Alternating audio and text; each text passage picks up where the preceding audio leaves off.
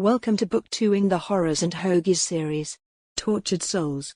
In this, we will cover Chapter 22. We encourage you to immerse yourself in the exciting events that unfold. From thrilling action scenes to heart-pumping moments of suspense, Tortured Souls is sure to keep you on the edge of your seat. We appreciate your support and hope that you continue to enjoy the journey we have in store for you. Chapter 22, Alive, but Barely. Dom's blood was escaping rapidly. Despite evading most of the mummy's fury, he couldn't escape the creature's blade that sliced across his back while he fled the aisle. Struggling to stay conscious, he fought for survival and to endure the ongoing battle. Thomas was hidden and unconscious in the security booth. Jackie was a pile of salad fixings strewn across the floor. He was leaking blood all over the place, on a merry chase through the remaining aisles. The creature was hot on his heels. As he turned the corner of the last aisle, the mummy caught up to him. The entrance to the museum was a short distance away, and he could almost taste his escape. However, the mummy swiftly grabbed him by the back of his collar, lifting him off the ground. Dom had reached his breaking point but still fought back. Deep down, he hoped luck would somehow be on his side. Little did he know, he should have been gambling at Papa Mac's casino instead of dealing with this terrifying monster. As the mummy was about to consume his soul, pressing its scale against him, a loud crash echoed from the front aisle of the warehouse. The crashes became progressively closer. The distracted mummy turned its attention towards the noise, leaving no time to react to what was about to hit it. Amidst the chaos of crates crashing, supplies spilling, and rarities smashing, a voice boomed from the other end of the warehouse. "Hey, mummy, I'm back." It was Jackie, head held together by vines. He was perched on a shelf that careened towards its neighbor, causing his small form to wriggle frantically. The shelves toppled like dominoes until the last one collided with enough force to tear Dom's coat and smash the mummy. The detective avoided the destruction by luck and stood inches from the wreckage. A short distance away, amidst the scattered remains of ancient relics and distorted shelves, Jackie couldn't help but laugh. Relieved that his partner had survived their ordeal, Dom made his way towards Jackie, perched on top of the heap they had created. "Seriously, Jackie, how did you manage to do that?" Dom asked, a mix of exhaustion and astonishment in his voice. Jackie regained his composure and nonchalantly lifted his remaining shoulder. "I strapped myself to a big box atop the shelf and let it plummet over the edge. The weight of it caused chaos, boss. And to top it off, I smushed that mummy." Yeah, Jackie. That guy is flat as a pancake. But you know the museum won't be happy about the mess. This stuff must be worth a fortune." Dom rubbed his forehead at the realization that Jackie had essentially turned into an oversized fly swatter. Jackie waved him off. "Don't worry, boss. Da mummy did it. If we didn't put him on the shelf, he'd have gone and made a bigger mess of the city." It was unconvincing, but Jackie could spin his fantasy any way he wanted without other witnesses. Dom felt weak after surviving the battle. He only managed to shuffle to the security booth before collapsing next to Thomas shortly after tumbling into Jackie. Dom pondered if they had won. Thomas was already coming around, stirring a bit before rolling into a sitting position on the floor. Then shelves creaked under the weight of the awakening mummy.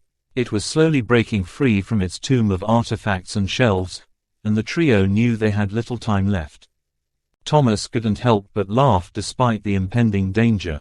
The situation was so absurd that laughter was the only appropriate response. Three ordinary guys trying to stop a supernatural force from escaping a warehouse was like something from a bad horror movie. Dom chuckled even though he knew he was in a bad way.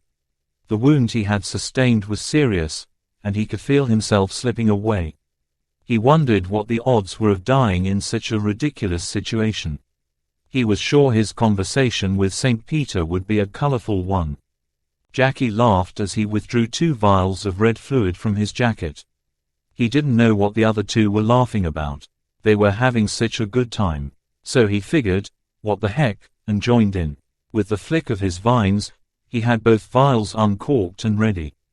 "Hey guys, come take a look at this," Jackie exclaimed, waiting for both men to turn towards him with puzzled expressions. Without hesitation, he swiftly poured the contents of a vial down the detective's throat. Dom coughed and struggled, almost losing his last meal. Meanwhile, the pumpkin emptied another vial onto Dom's deep sword wound. Satisfied he had administered a small amount of healing, Jackie retrieved a hip flask from Dom's back pocket. He tilted Thomas's head back and made him swallow a generous amount of the fiery alcohol. Thomas jolted upright, coughing harshly and clutching his throat.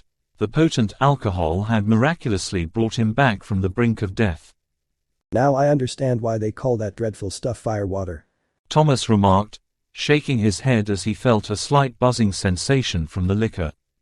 It took a moment for the dark liquid from the vials to take effect. It was quite a sight when it finally did. Dom experienced a sharp pain as his back began to squirm and shift.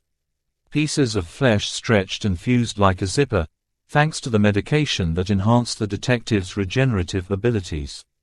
Jackie observed with fascination as skin and muscle seamlessly repaired themselves in seconds. As Dom stood up, the remnants of his pain faded away. He glanced over at his partner, Jackie, whose head was in a sorry state.